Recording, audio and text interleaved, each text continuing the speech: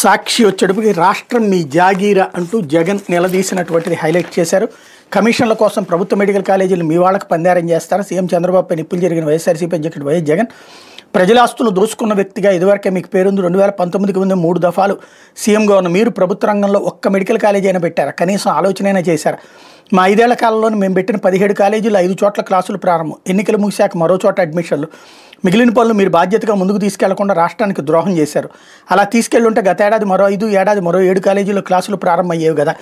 వైద్య విద్యతో పాటు ప్రజలకు ఉచితంగా నాణ్యమైన వైద్యం అందేది. మేము పెట్టిన ప్రభుత్వ మెడికల్ కాలేజీలు స్కాముల కోసం ప్రైవేటు పరం చేస్తారా? ఇది అవినీతిలో మీ బరితెగింపుకు నిదర్శనం. చరిత్రహీనుడిగా నిలిచిపోతారు. ఇన్ని పాపాలు చేస్తున్న మిమ్మల్ని ప్రజలు క్షమించరు.